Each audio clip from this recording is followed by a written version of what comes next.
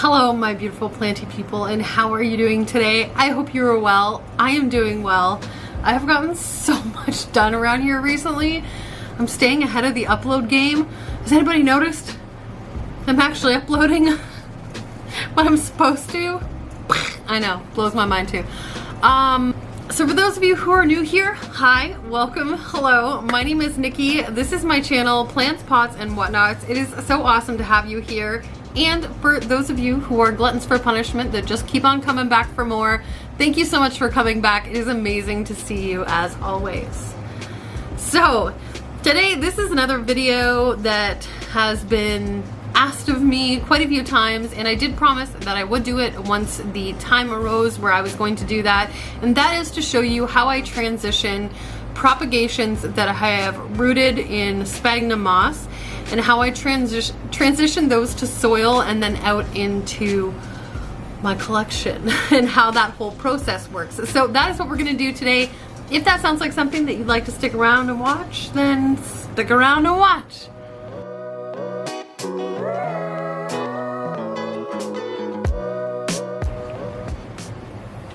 It's almost Friday.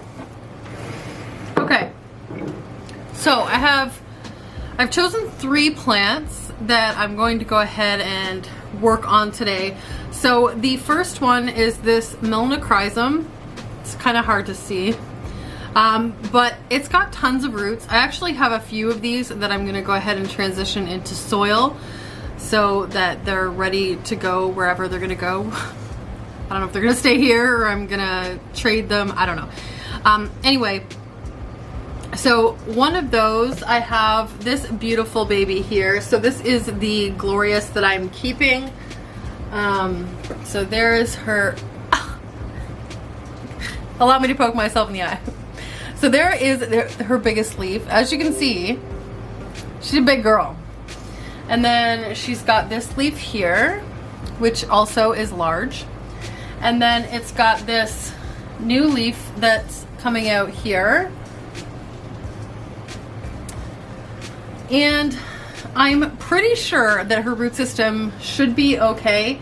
Now, what I will tell you, let me just set her down. So the way I work things, so I start them in spag moss. I know some people aren't like a huge fan. I know a lot of people like to use water or perlite. Depending on what I'm propagating, I've never used perlite, so I can't really speak on that. I'm not really sure how that works. I'll probably try it, because you know me, I like to try different things and whatever. So I'll probably try that down the road. Depending, if I have like a more common plant, I usually will propagate that in spag moss, or sorry, in soil or in water. So if I have like a pothos or like a trailing philodendron or a syngonium or something like that, I'll go ahead and propagate that in water or soil. So I'll either just take a cutting and stick it right back into the soil, or I'll toss it in like a propagation vessel and root it out that way. But with all of my more uncommon, what do we even call these anymore? Somebody tell me.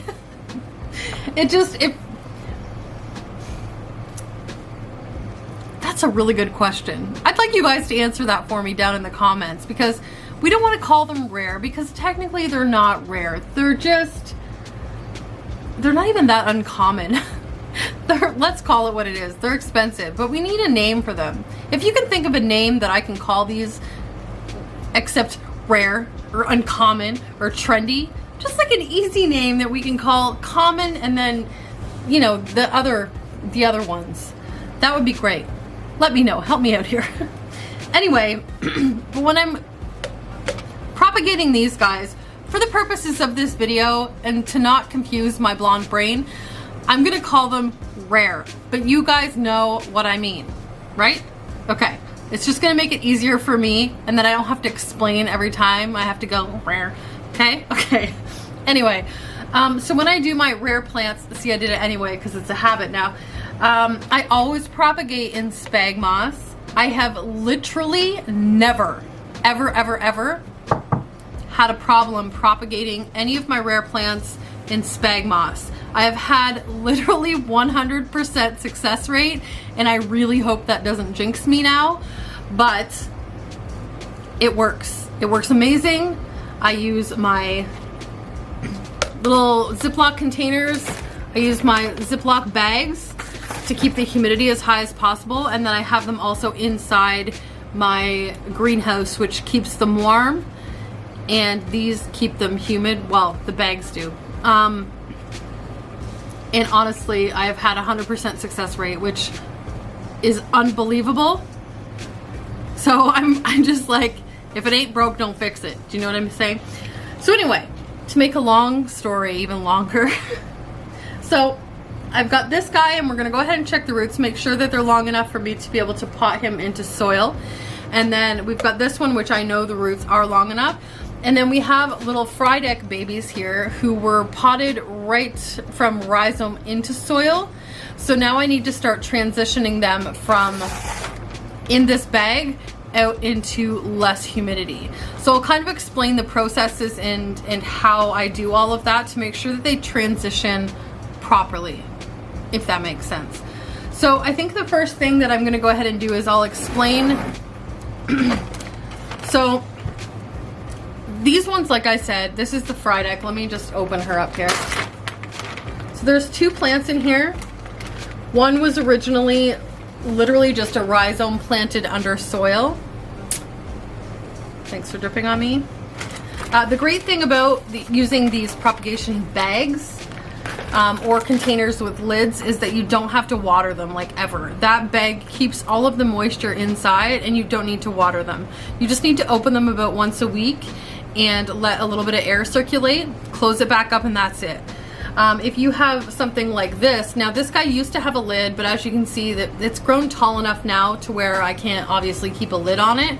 So now that when it had the lid on it, I didn't have to water it at all. It's a self-contained, sort of like a terrarium. Like when you think of a terrarium or like a rainforest, the humidity comes up, creates condensation, condensation waters the plant, and so goes the cycle. But once you take the lid off, even though it's in a greenhouse, this spag moss is gonna dry out. Whereas in a bag it won't, or in a sealed container it won't.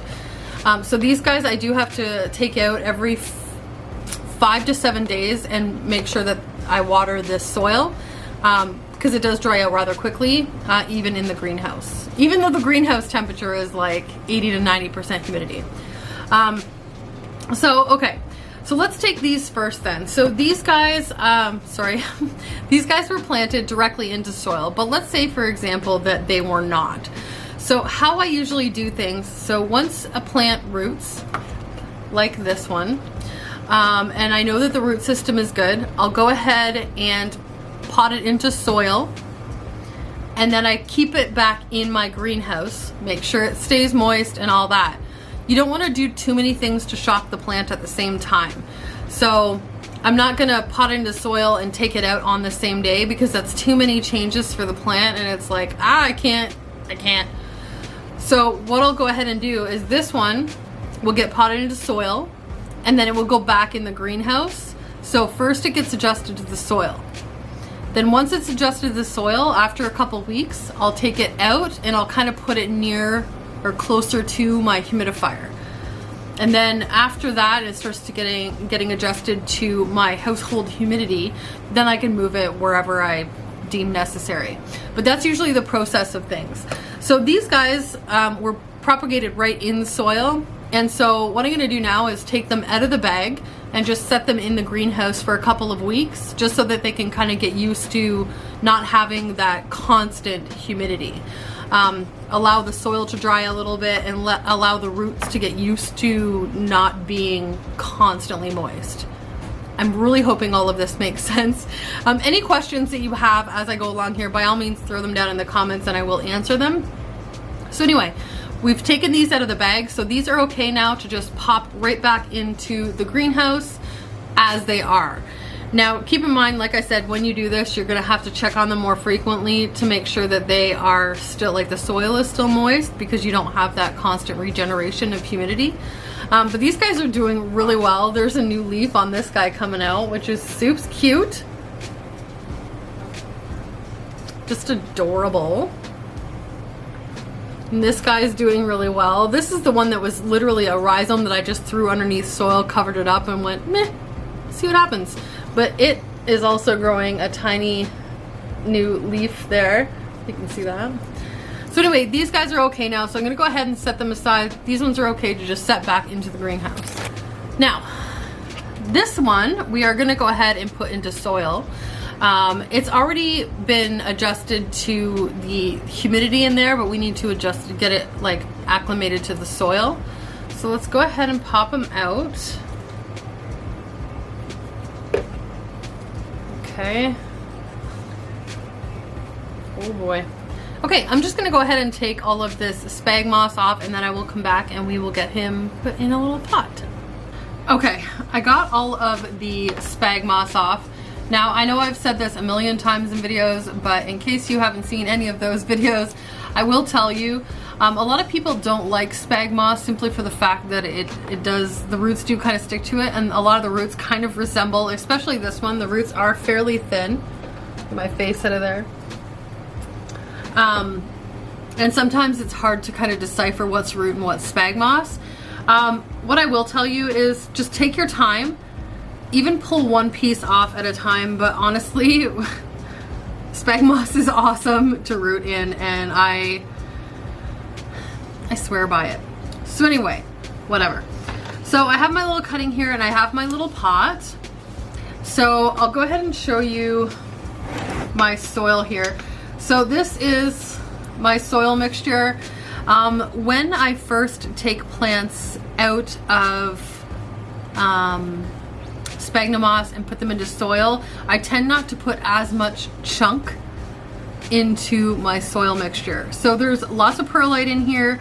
I think I threw even some leftover leca that I had, because I don't use leca, in there for aeration. There are some orchid bark chunks, and it is chunky, but it's still a little bit more moisture retentive than I would have like my my bigger aeroids that are out in my collection just because the plant needs to kind of slowly transition into that. And don't get me wrong, I can put this little guy out there, but once I pot him up further after I take him out, then I'll throw in some more chunk into the soil and it will be fine. But if you transition the roots too quickly to a much more dry, well-draining medium, the roots are just gonna completely dry out and freak out on you, in my experience. Okay, so I'm just gonna go ahead and throw some soil into this pot here. That's a big chunk.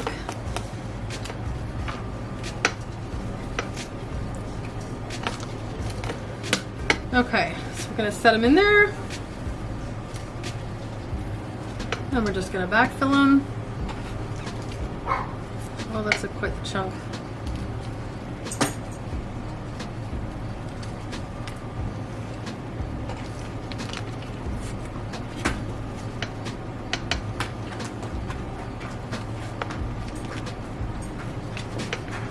Eli, do you want to go outside and see your friends? Did you hear him barking?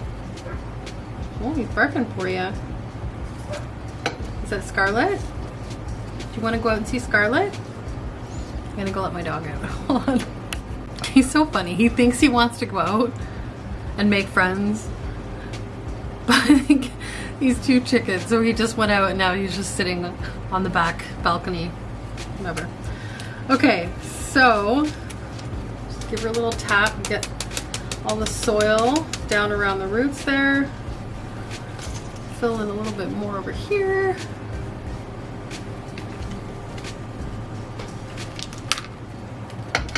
And there we go. So before I put this guy back into the greenhouse, I'm gonna go ahead and water it thoroughly to make sure that soil is nice and moist. And but that's it. That's all I do for those ones. And then it'll stay in the greenhouse for, like I said, a few weeks at least. Maybe 2 or 3 until I'm comfortable enough to take him out and then put him on my shelf near the humidifier, and we'll just kind of monitor him from there. But there's the melanocrism all ready to go. Get her she's so pretty, and she's got a new little leaf going on back here. She's so cute. Okay, so we'll set her aside. Now this is the one that I'm concerned about. So this is my glorious. Now this is the only cutting that I'm keeping from all of the ones that I made a couple months ago, and it was the top cutting, and these leaves are just like too big and beautiful to even think about giving her away or trading her away. So although my mother plant is starting to grow back nicely, I've actually used cloning paste on her, so she's starting to throw out some additional new growth points as well, which is really exciting. Okay, so I just need to find a pot for her. But first I'm going to take the moss off the roots just so we can kind of see how big the roots are, because that's going to kind of dictate what pot we use. It's not the leaf size, it'll be the pot size, or the root size. So let's take her out of here. I'm hoping that the roots are even big enough. They should be, because that new leaf is growing quite well, so I'm assuming that the roots are decent, but you never do know. Oh, they're decent. Okay. So if you can see here, you see that? There's some big chunky roots. So unlike the leaves, the roots on the melanocrism, these roots are quite chunky. So that's awesome. So I'll go ahead and get all this moss off, and then I'll come back and show you the roots, and we'll get her potted up. Okay, I got her out of the moss, and those are quite a lot of roots. So we've got roots on top of roots on top of roots, so that's great. So I don't want to put her in a super huge pot though. Despite the fact that her leaves are massive, her root system still isn't like what I would call crazy massive. So I'm going to go ahead and put her into one of these pots, which should be, if you can see that, about the right size for her root system. So I'll go ahead and throw some soil on the bottom here.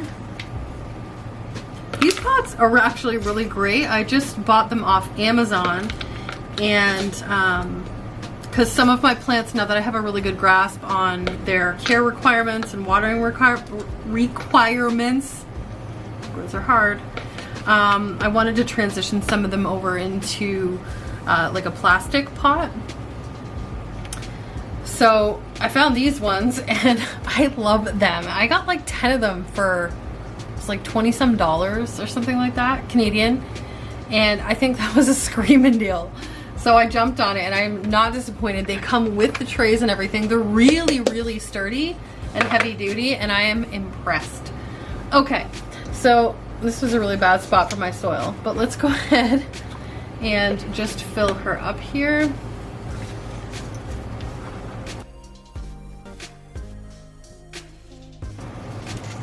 This is very awkward. Didn't think this through, obviously. Just give her a shake. Alright, she's in there enough now that I don't have to hold on to her. So, makes things a little easier. Can you see me? Hello.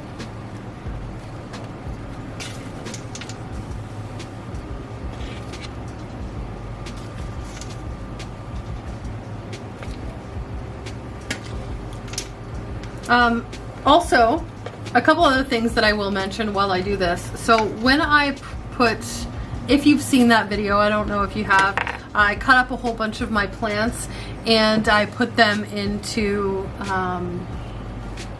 spag moss into the greenhouse. When I do that, I use Super Thrive in the water to wet the spag moss, just to give the roots a little bit of a head start. I find that it works so great, and that whole method that I have, I swear by now. And then once I water these in for the first time, I will also use Super Thrive in the water, just to help the transition and kind of reduce a little bit of that shock that the plants tend to go through when you change them like that. Ooh. Okay.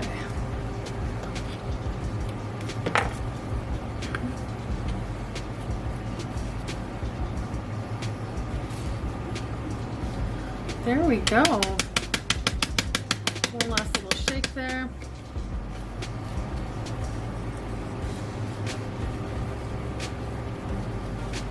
Okay. She's all good to go. She looks fabulous. Throw in her little tray there. Okay, so that was as easy as it is. There's nothing special. I just kind of do a step-by-step transition from them just to kind of minimize as much shock as possible. I hope I explained everything correctly and easy. But like I said, if you do have any questions, by all means go ahead and throw them down in the comments. I am more than willing to answer any questions you may have about it. Like I said, this method has worked for me literally 100% of the time. So I tend to stick with what works. And I do swear by it. Now that's not to say it's going to work for everybody, and everybody has their own way of doing things, so I'm not knocking anybody else's way either.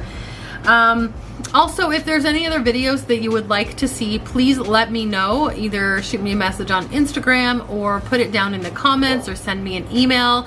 I'm always willing and open to new ideas for videos because, I mean, in essence, I'm here to make content for you guys. So if there's something that you want to see, then let me know and I can throw that into the sketch. That was awful. I can throw it into the schedule. I can work that out. I can potentially make that happen. Anyway, guys, I hope you liked this video. If you did or found it helpful, please go ahead and give me a thumbs up. I would greatly appreciate that. If you really liked this video and you're not already, please consider subscribing. It is a huge help to my channel and I really do appreciate it. We want to hit that 5K. Woo. Also, if you found this video helpful and you think it might help someone else, please go ahead and share it. That's a great way to help the creators that you love, is to share their content with other people who might also enjoy it. So I will go ahead and wrap this up. I would like all of you to have a great day, night, week, month, and year. I love you all to bitty bits, and I will see you in the next one. Mwah!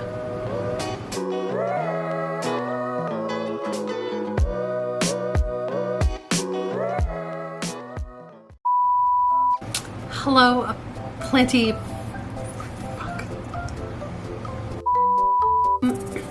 Excuse me.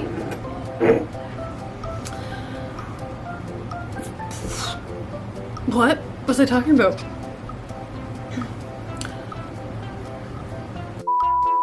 That's a great way to help the